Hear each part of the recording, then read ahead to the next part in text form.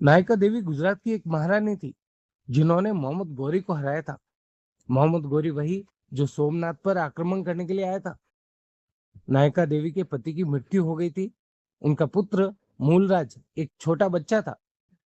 तो पति की मृत्यु के बाद नायका देवी ने शासन किया था। ये बात इसलिए बता रहा हूं कि जब हम बात करते हैं कि देश में सती प्रथा जैसी कुप्रथा थी, अगर सती प्रथा थी तो कैसे पढ़ाया जाता है कि पति की मृत्यु के बाद नायका देवी शासन करती है। अहिल्याबाई होलकर एक महान शासिका थी जिन्होंने अपने राज्य को समृद्धि और न्याय प्रदान किया था। उनका शासनकाल भारत के इतिहास में एक महत्वपूर्ण अध्याय है। अपने पति खंडेराव की मृत्यु के बाद अहिल्याबाई ने शासन की बागडोर संभाली थी और 28 साल तक मालवा पर शासन किया था। देश में सती प्रथा थी, इस बात पर संदेह होता है। अगर सती प्रथा थी तो हम ये कैसे पढ़ते हैं कि राणा सांगा की मृत्यु के बाद महारानी कर्णावती हुमायूं को पत्र के साथ राखी भेजती है। अगर सती प्रथा थी तो हम ये कैसे पढ़ते हैं कि भोजराज की मृत्यु के बाद मीराबाई भजन गाती है, कृष्ण की भक्ति करती है।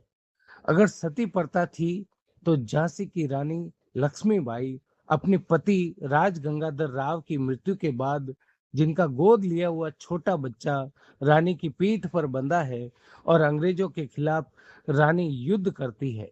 बुंदेले हर बोलो के मुंह हमने सुनी कहानी थी, खूब लड़ी मर्दानी वो तो झांसी वाली रानी थी।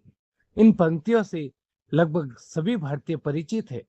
माना कि पति की मृत्यु के बाद महिलाएं सती होती थी, पर जो इसे प्रथा कहते हैं, प्रथा का नाम देते हैं, उन्हें बता दूं कि प्रथा का मतलब ये होता है कि हर दूसरी तीसरी महिला को जला दिया जाता हो। तो मेरी ओर से ये एक छोटी सी जानकारी थी जो सती प्रथा के बारे में आपको अवगत करवाने के लिए थी।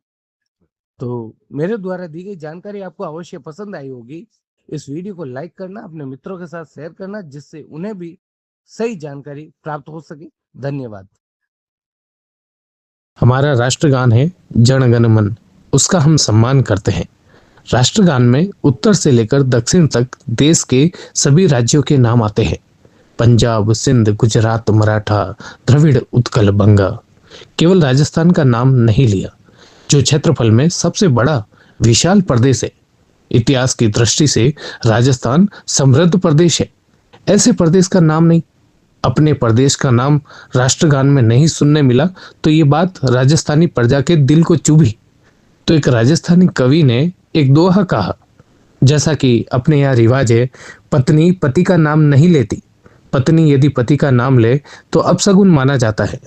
तो कवि इस रिवाज को लेकर एक दोहा कहता है कि कैसे पति का नाम ले जनगण मन का गान, कैसे पति का नाम ले जनगण मन का गान, दुल्हन सारे प्रांत है और दुल्हा राजस्थान, इसलिए कैसे पति का नाम ले जनगण मन का गान।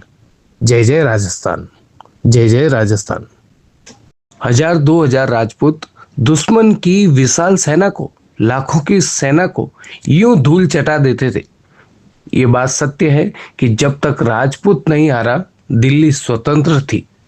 जब राजपूतों का पहली बार सामना हुआ बारूद से, हमारे हाथी, हमारे घोड़े बारूद के शोर से चकित हो हमारी ही सेना पर पलटकर आने लगे। भयंकर नुकसान हुआ। अब राजपूतों ने एक दूसरे का मुंह देखा कि ये तोपें क्या होती है। तो जब तक उनको 10-15 मिनट, आधे घंटे में समझ आई, आप सोचिए श्रीमान, तोपों में सिर दे दिए राजपूतों ने। वो गीले मांस, रक्त और हड्डी से तोपें खराब हो गई। माना कि किले गए, रजवाड़े गए, सत्ता गई, कई पीढ़ियां गई, परंतु आज भी हिंदी वर्णमाला में क्ष से क्षत्रिय ही आता है। दुश्मन भी प्रशंसा करता है राजपूत की। खानवा के युद्ध के बाद बाबर कहता है कि राजपूत लड़ना भले ही न जानते हो, पर इन्हें मरना और मारना बखूबी आता है। सिंहों के जबड़े फाड़े थे अपने हाथों से, तब जाकर राजपूत सिंह कहलाए हैं। जय राजपूताना, जय करनी सेना, जय जय राजस्थान। जहाँ की नारी अपनी संतान को इस प्रकार की शिक्षा पालने में ही दे देती हो, वहाँ कोई कायर कैसे पैदा हो सकता है। कहावत है कि पूत सिखावे पालने मरण बढ़ाई माए। जब बच्चा पालने में होता है तब माँ उसे सिखाती है कि मर जाना पर कभी अपनी धरती को किसी दुश्मन का गुलाम मत होने देना।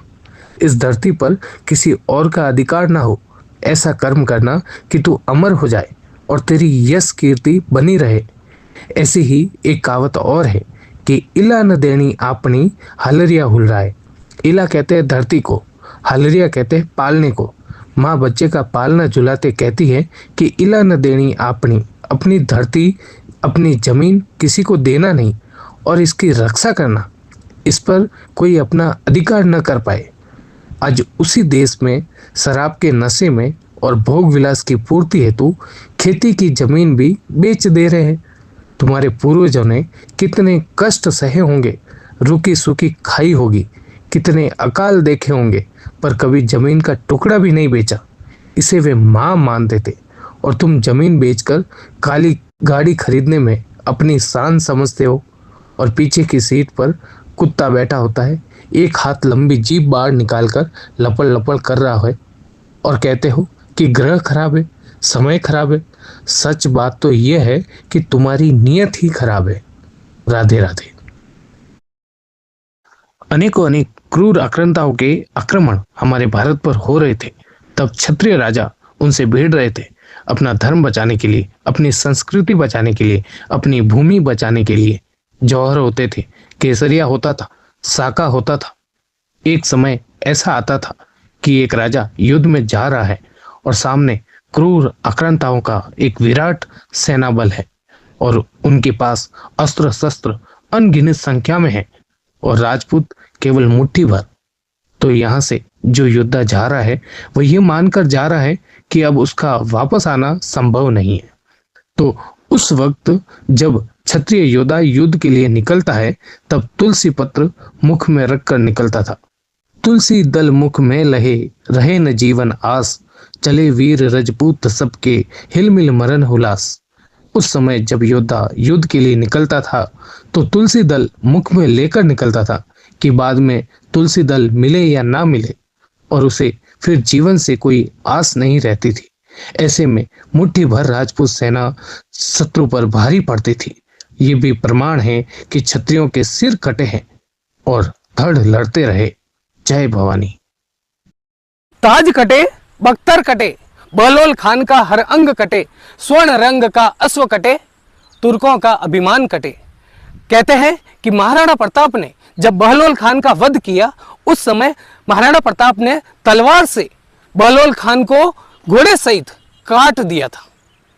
कहा जाता है कि जरासंध के वध में और बहलोल खान के वध में सिर्फ एक अंतर था कि भीम ने जरासंध का वध करने के लिए अपनी दोनों भुजाओं का इस्तेमाल किया था और जरासंध को चीर के 2 हिस्सों में बांट दिया था। और बहलोल खान का वध करते समय महाराणा प्रताप ने अपनी एक ही भुजा से तलवार के माध्यम से उसे घोड़े सहित 2 हिस्सों में बांट दिया था। राधे राधे। 2 भाई थे, उनमें जमीन को लेकर झगड़ा हो गया। झगड़ा इतना हुआ कि कोर्ट तक पहुंच गया। लंबे समय तक कोर्ट की कार्रवाई चलती रही। मामला कोर्ट में पहुंचने के बाद तारीख पे तारीख लंबे समय तक विवाद चला। एक दिन कोर्ट की सुनवाई थी। भीषण गर्मी का समय था। सुनवाई के बाद बड़ा भाई कोर्ट के बाहर बैठा था और छोटा भाई कुछ देर के बाद कोर्ट से बाहर आया। बाहर आने के बाद इधर उधर कुछ ढूंढने लगा। तो बड़े भाई ने पूछा कि भाई क्या ढूंढ रहा है? तो छोटा भाई बोला, भाई मैंने यहीं बाइक खड़ी की थी, वो नहीं मिल रही है। तो बड़ा भाई बोला, तेरी बाइक धूप में खड़ी थी तो मैंने वहां से हटाकर पेड़ के नीचे छांव में खड़ी कर दी है, गर्मी से सीट नहीं जलेगी। तो छोटे भाई के मन में विचार आया कि मारो भाई, तावड़ा में मारी गाड़ी री सीट नहीं बढ़वाती न, मैं इतना सालों इनो जीव बाड़ू रही हूं। छोटे भाई ने उसी वक्त कोर्ट के कागज फाड़ दिए और जाकर भाई से क्षमा मांगी। बड़े भाई ने छोटे भाई को अपने हृदय से लगा लिया। आखिर संकट के समय एक भाई ही भाई का साथ देता है। कहानी अच्छी लगी हो तो लाइक करना, अपने भाई के साथ शेयर करना। धन्यवाद।